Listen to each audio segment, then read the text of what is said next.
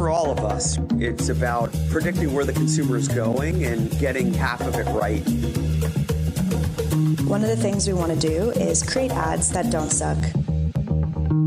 Embracing change creates great possibility. I'm Alan Hart, and this is Marketing Today. Today on the show, I've got Michelle Taite. She's the Chief Marketing Officer of Mailchimp, a part of Intuit.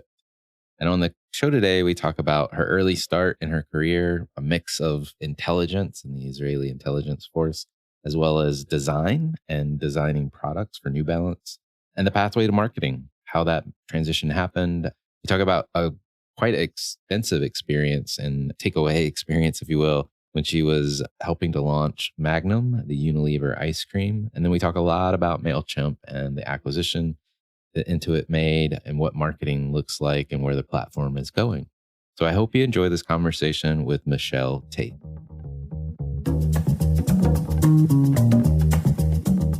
Michelle, would you introduce yourself? Hi, I'm Michelle Taite. I'm the Chief Marketing Officer for Intuit Mailchimp at Intuit. Well, Michelle, welcome to the show. Thanks so much for having me. Yeah, I'm looking forward to this conversation. Before we get into business and your role as CMO, I was looking at your career and you've got kind of an interesting combination of things early in life, working in the intelligence community coupled with design. And then we'll talk about marketing a lot throughout this program, but how did those two things come together to shape who you are as a person today? Yeah. I guess they're weirdly unusual, right? To say the least. So I'm originally from Israel. And so there's mandatory service in Israel 3 years for men, 2 years for women. And so I was fortunate enough to serve in the Israeli Defense Forces in the intelligence force there during a really interesting time. It was like Camp David peace negotiations at the time.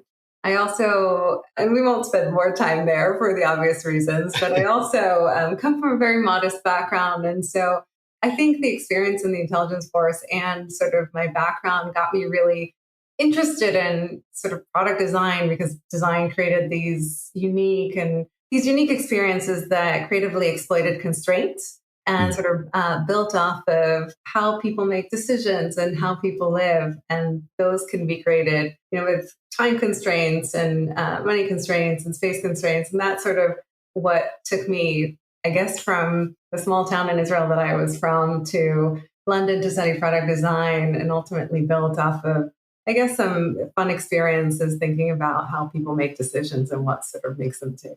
Yeah, I'd never thought about it, but I guess underlying both intelligence, community work, as well as design is the understanding of people and what makes them tick, right?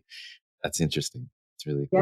Yeah. And I think I was thinking about this the other day. There was a book that I remember picking up very, very early on when I first decided that I was sort of interested in product design. It was called Thoughtless Acts by IDEO.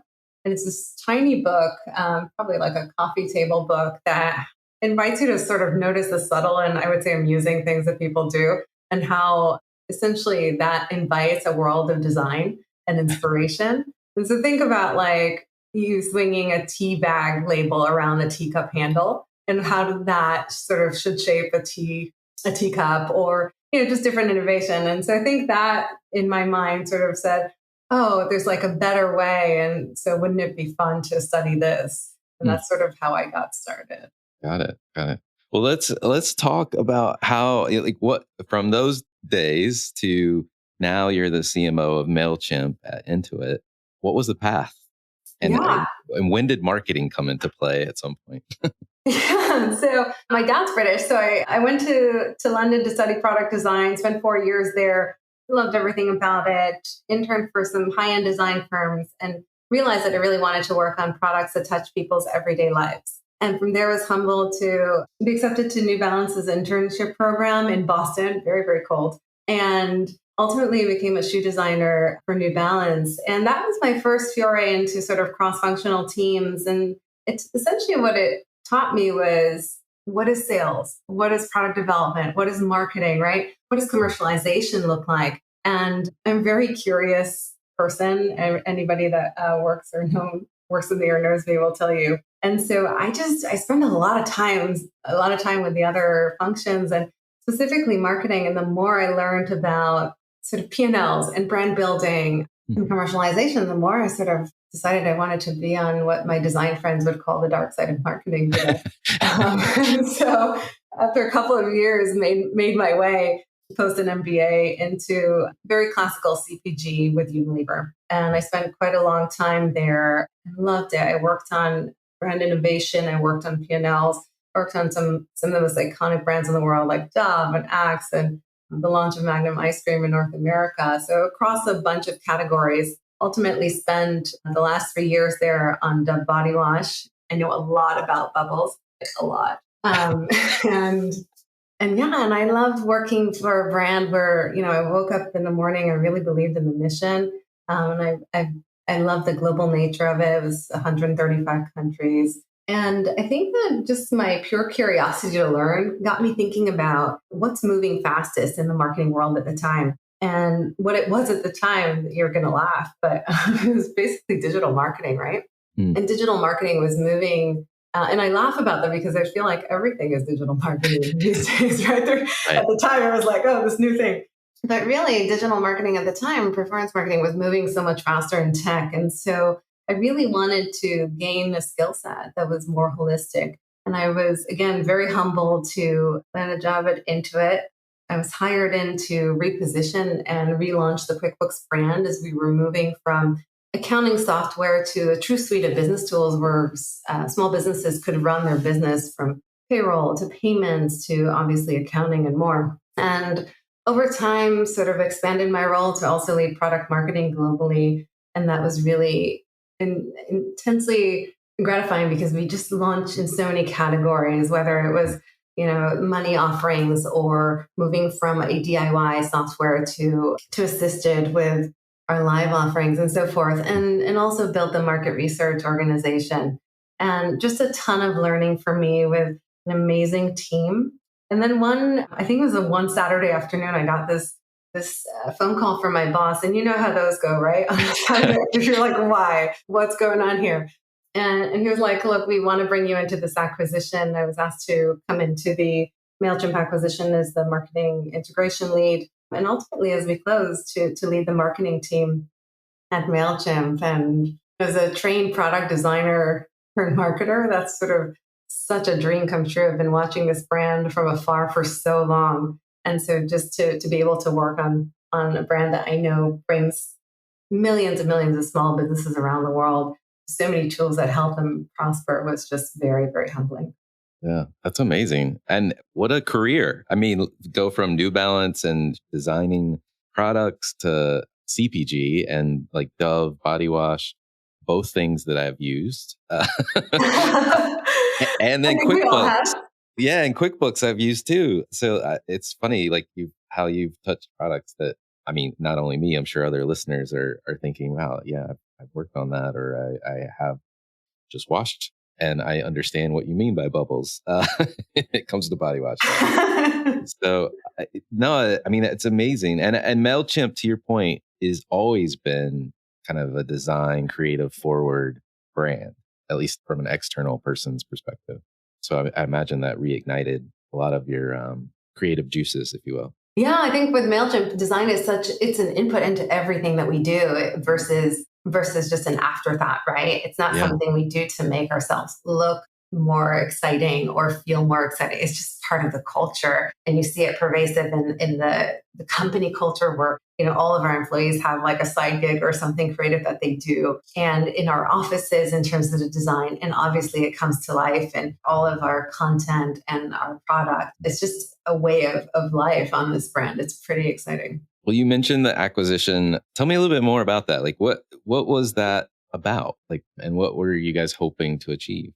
Yeah, I think first and foremost, when we think about acquisitions, it's really about serving our customers. And when you think about small business and mid-sized businesses and their first need, it's really to get new customers, right? And their second is to solve their cash flow issues. And so as we look to expand our offerings to enable small businesses to really manage their business on one platform, it was such a natural sort of move to combine our forces with Mailchimp. And when I say natural, it's natural on multiple fronts. One is, there's a natural product fit. Like I said, the number one small business need is to grow your customer base, and what better brand and business to do that with than Mailchimp, which is the number one email and marketing automations platform in the world with 12, now 13 million customers, right?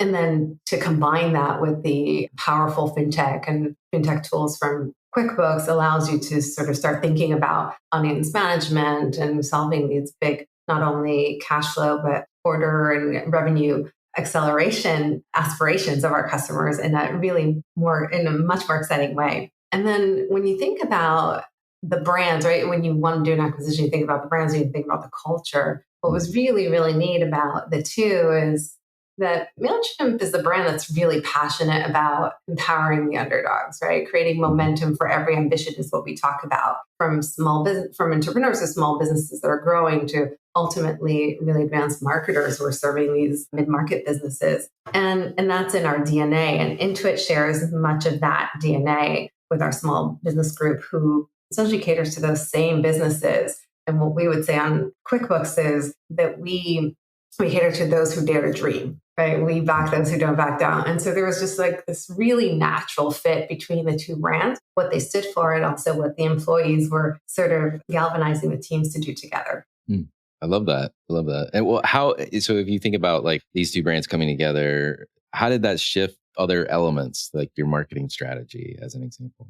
Yeah, so there's obviously a shared product strategy, and there's so many opportunities to come on that front that we just talked about. And think about anything from, I'm a marketer on a mid-sized business. I can now see not only the attribution of my own channel campaigns on email and soon to be additional channels, but now I can also start looking at revenue information that's flowing through QuickBooks, and maybe QuickBooks in time also utilizes its money offerings to say, hey, why don't we offer you this great loan because we have all this information on you so we can give you better rates, right? And it's in your account in seconds, which means that in time for your season, you can sort of amplify your efforts and grow faster. And then we can provide you better insights and segmentation on how to utilize that.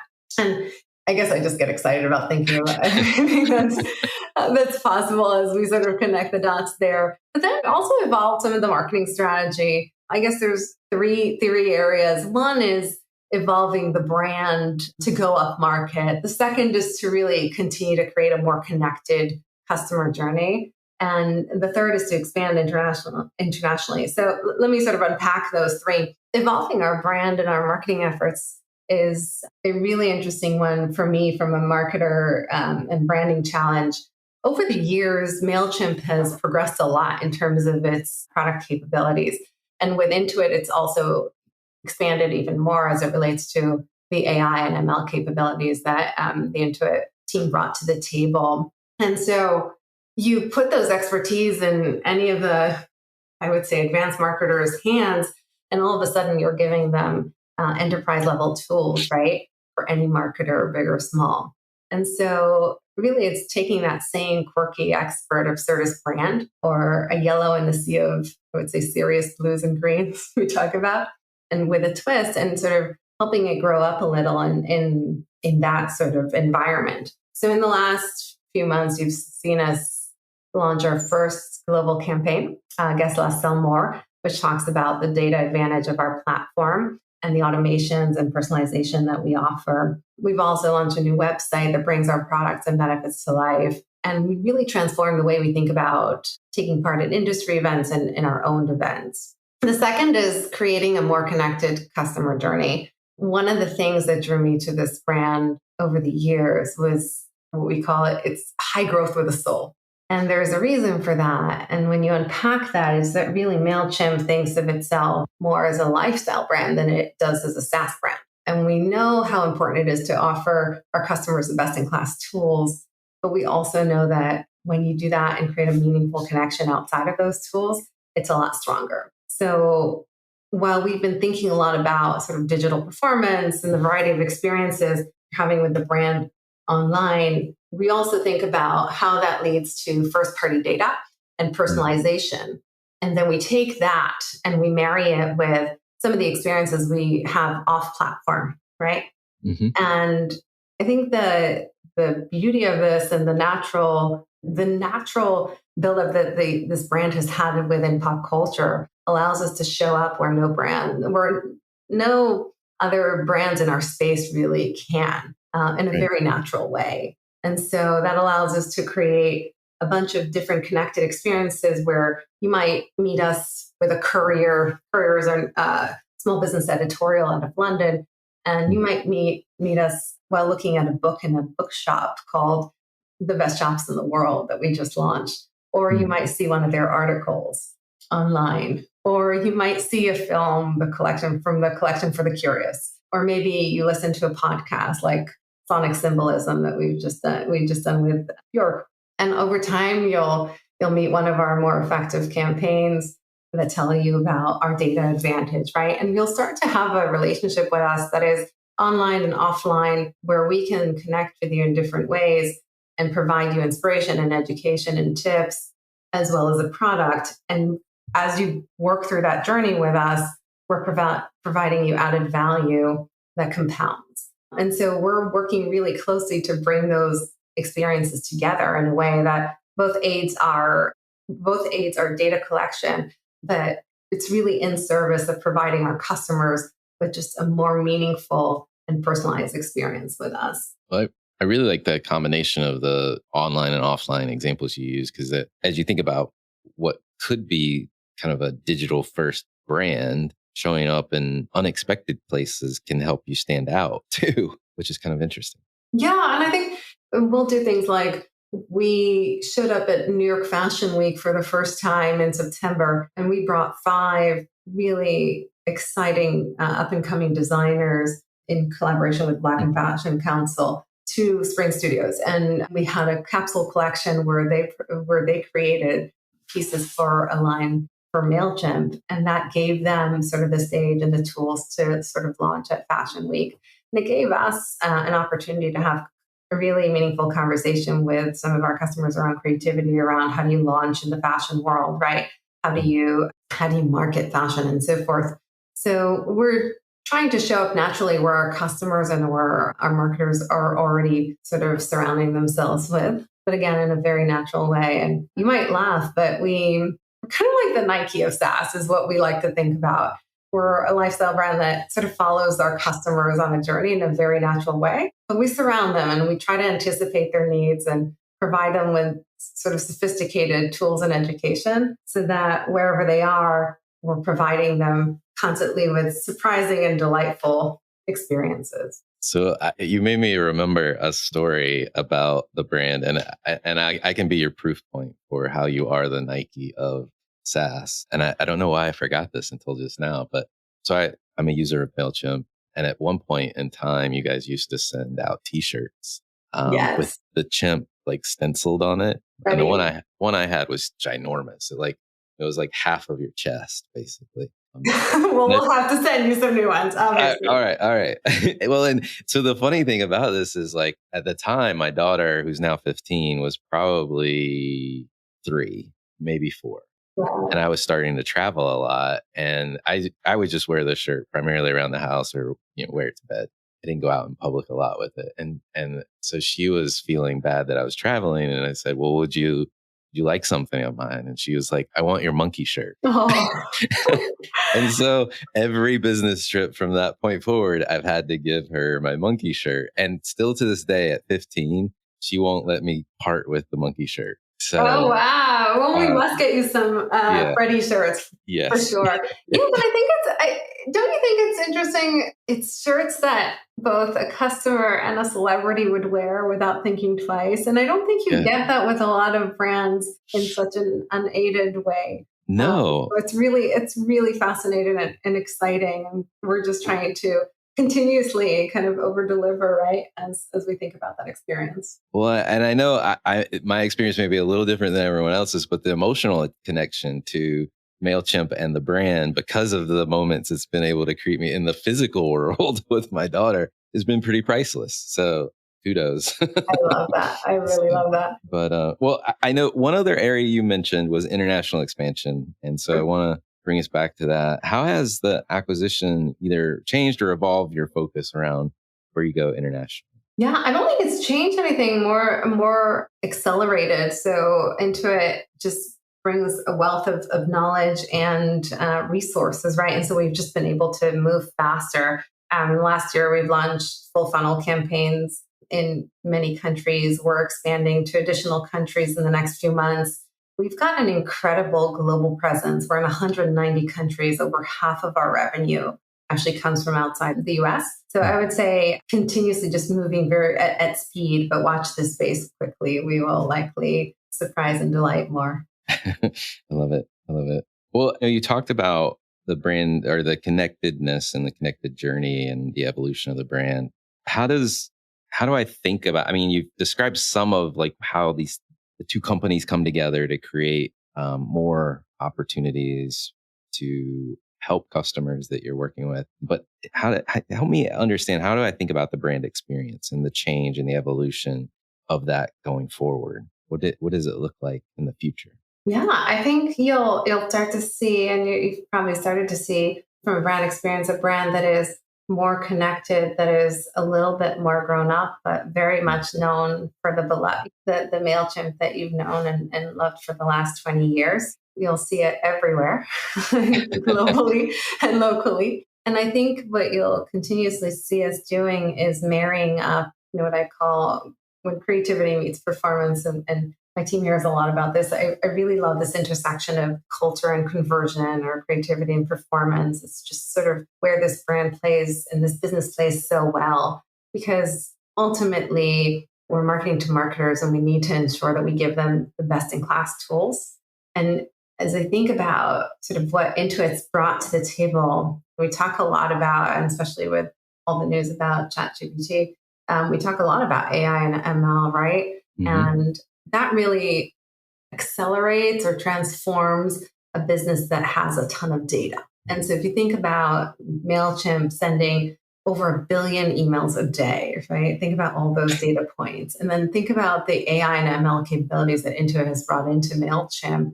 All of a sudden, we're able to harness insights with every interaction we have with customers.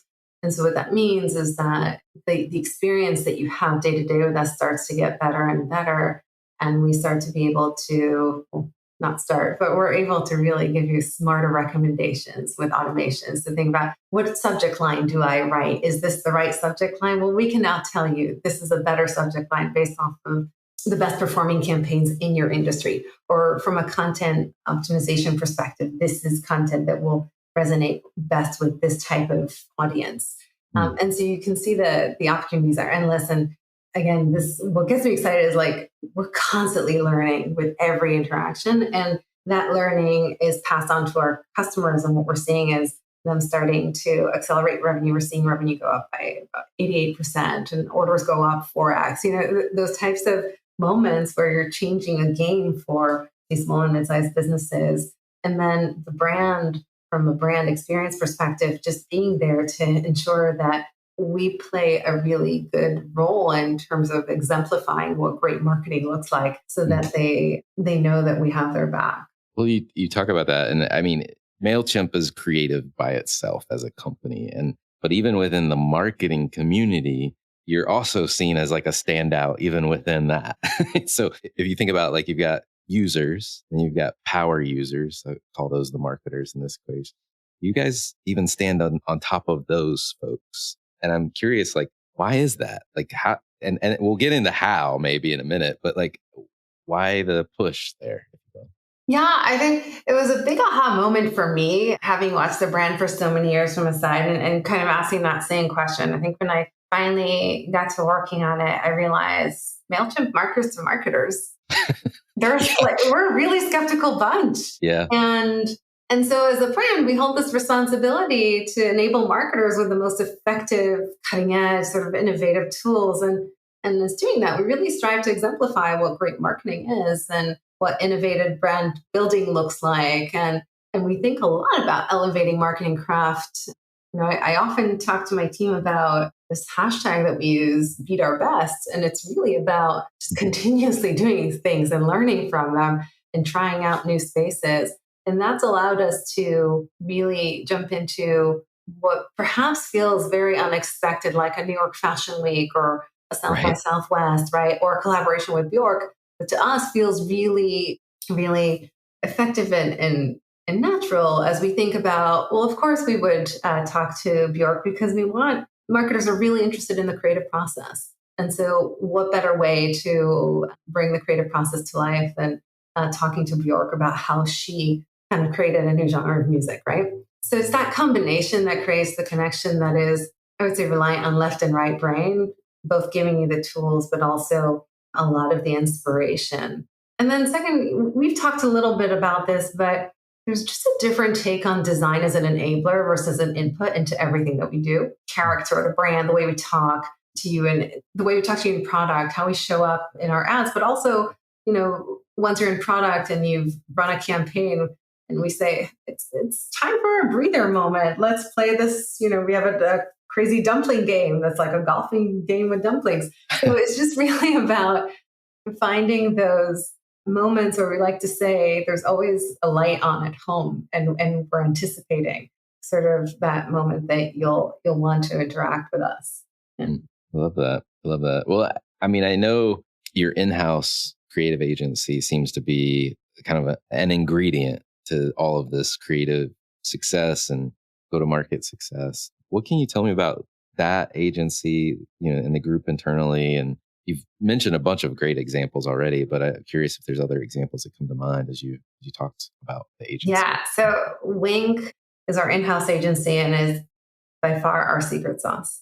We've talked a lot about the what, but the how is Wink really, and the work that we do is all driven by Wink, and we're often able to move quickly and in such a deliberate way at the speed of culture because of Wink. I truly believe it's one of our superpowers, if not the superpower. So Wink, which if you haven't worked out, is a playful nod to the cheeky wink that our mascot Freddie makes. Is our small but mighty crew of about 40 plus multidisciplinary creatives in-house. And they truly believe that creativity has the power to change kind of how we think about the world and specifically the world of work, right? And they create everything from websites to marketing campaigns to activation. So everything you see from us is created in-house. Sometimes we partner with some external agencies, but all sort of cultivated in-house. And it really has enabled us to take advantage of the entertainment and the creative trends we're seeing in market at a crazy speed. So the Guess Less Sell More campaign that we launched globally was created by Wink, the New York Fashion Week activation. Our Super Bowl campaign on social last year, Big Game, Small Ads, which was super, super smart and just extremely effective, was done by them. And watch the space for this year. Our NFL partnership content, all of that, all is done in-house through Wink. And I have to tell you, it's the first time in my career that I've worked with an internal agency. And I think I really underestimated the power of it driving speed, agility, consistency, and sort of creative power to the brand. And I'm just consistently blown away by how that team brings it all to the table every time. Well, I think it takes as well. Like you got a nice 1-2 punch. You've got a culture. It seems like within Mailchimp that's around creativity in general and kind of pushing where you go for the sake of the fact you have to market to marketers. So you got to show them what good looks like. And then you got this powerful bunch of creatives in an internal agency itself. And I think that the combination of those two things works really well, because I have seen internal agencies in other businesses where the culture is not like what you've described the business culture is like, and they can feel a little bit like an appendage and they're probably not tapped into the maximum things that they could be doing for the company overall. So it seems like you've got not only a great group that's doing some fantastic things, but you've also got a culture that facilitates it. 100%. Yes. Yeah. Well, it's been fun talking about this. Obviously, based on the t-shirt example I gave, I've been a long time user of the brand and the products. So I'm happy to talk about Mailchimp all day, but I would love to get back to talking about you. And one of the things we like to do on this show is to ask everyone kind of a set of questions. First being my favorite question to ask anybody that comes on. And I'll just ask it. Has there been an experience of your past that defines or makes up who you are today? Yeah, it's a good question. It's a really thoughtful one. I think the experience that comes to mind is the launch of Magnum ice cream in North America. It was my first experience at Unilever. And for what it's worth, I landed at Unilever. I was lactose intolerant. And I was like, oh my God, they're putting me on ice cream. What am I going to do? It turned out to be the best experience, like one of the best experiences in my career. Essentially, we were a year prior to launching Magnum ice cream, which is the largest ice cream brand in the world, in North America. And in the US specifically, ice cream is very much a price-driven market. Sort of want to buy the largest pint for the lowest amount of money. Price, yeah. What?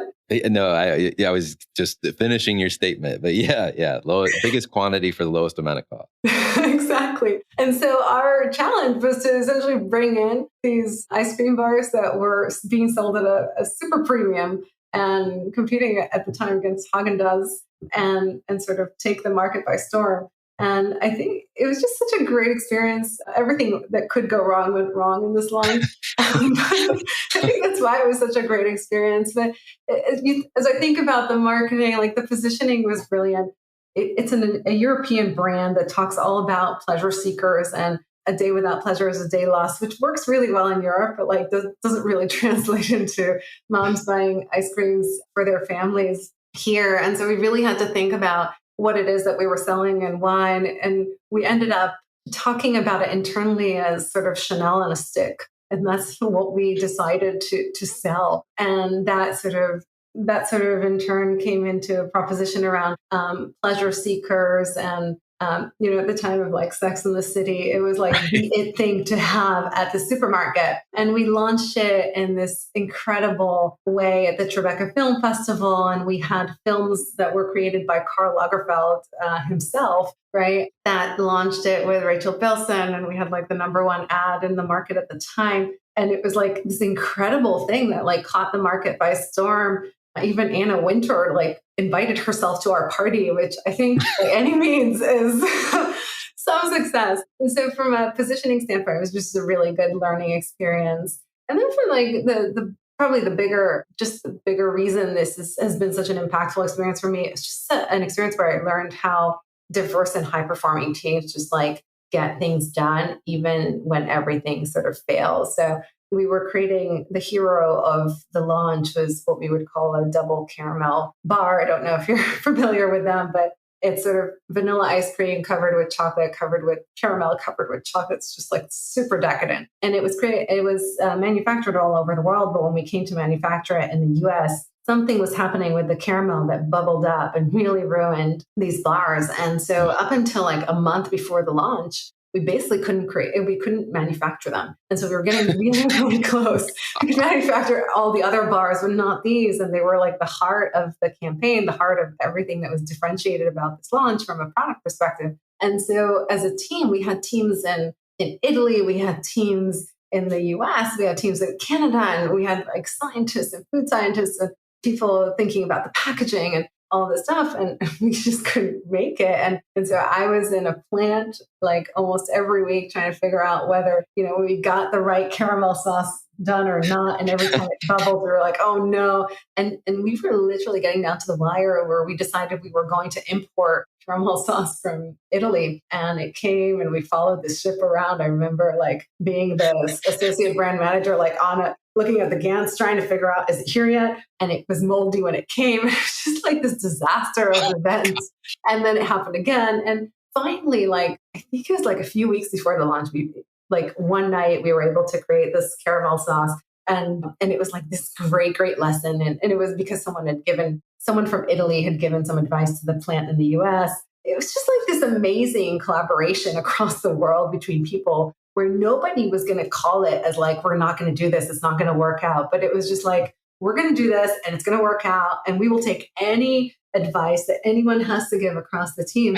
And it ultimately worked. And the launch was really, really successful. Within like 2 weeks, we were sold out everywhere. And I remember Walmart was really, really frustrated with us. And it became sort of an inventory issue overnight of like, not is it going to actually launch, but like, no, it's too big of a problem because it's so successful. So it was just kind of problem after problem. It was just really intriguing to learn all of this in the span of like, I don't know, 18 months or a year. Yeah. So that's probably a longer answer than you had hoped. But No, I love that. I love that example. And I can remember, I think, some of the ads as well around that time. I need to go back and see if I can dig up the Karl Lagerfeld piece as well. But like, what a success. I mean, and to your point, success through failure. Totally. Many failures. And I think that's what forges us, right? Like in fire, so to speak. Yes. To your point, you learn so much, you take a lot away from those experiences, but you obviously look back on it and you remember the fondness, right? The experience, I guess, was worth it.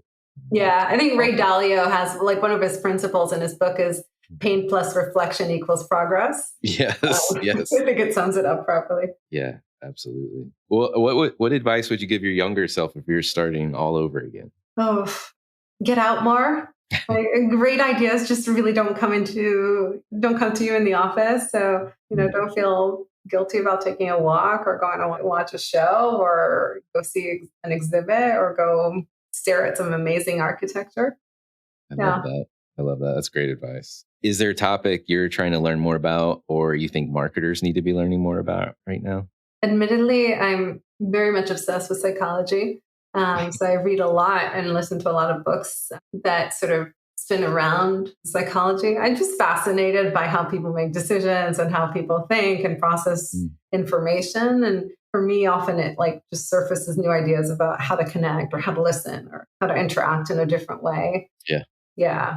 I appreciate that. I was a psych major in undergrad. I thought I was going to be a clinical psychologist when I grew up. And now I do podcast interviews and I'm a consultant by day. So I truly thought I was going to, that was my second choice. Yeah. Well, I'm fascinated of psychology. And you mentioned Ray Dalio a minute ago and his company and the culture that they created through like how they made decisions and collected information with their like DOT program with meetings and that's I guess more sociology because it's study of group behavior, but that stuff fascinates me to this day. Why people have certain cultures that they have inside organizations. So anyway, I'm getting off on a tangent. Back to the questions. So curious, marketers tend to be observers of what's going around them. I'm curious if there's brands or companies or causes that you follow or you think other people should be taking notice of. Yeah. I think there's a few brands that are doing some interesting stuff. I think Liquid Death has been like just really fascinating to follow. Just like a water company that if you listen to their founder, Mike, he just says, we're not a water company, we're an entertainment company, right? And so we just, he just talks about taking this sort of really boring category and like really refreshing it. And so I think what they're doing is just really interesting to watch. Mm-hmm. And they're growing at like a crazy, crazy speed as a result, which just shows you that growth follows connection, right? Yes. And I recently was looking at Airbnb, and I was thinking to myself that I think we all sort of understand that they have a very unique take on travel and leisure, but I think what dawned on me was that they really have a good take on curiosity and that they know their consumers really well. I went into the app and it sort of popped up to say, Michelle, would you like to see the most beautiful places to play piano? I was kind of freaked out because I was like, how do you know that I play piano? Yeah. But I was also really intrigued, right? And so I spent like an hour looking at these beautiful places. I don't know, it's just this ability to create such an ecosystem with possibilities that are endless around curiosity. I thought that was really innovative and inspiring. And then my team recently shared this amazing brand with me called Teenage Engineering. I don't know if you know it. Mm-hmm. And it's like this amazing Swedish design company for essentially music, which uses Swedish design on different musical electric components, whether it's sort of speakers or different sound systems for different electronic instruments. It's really, really unique.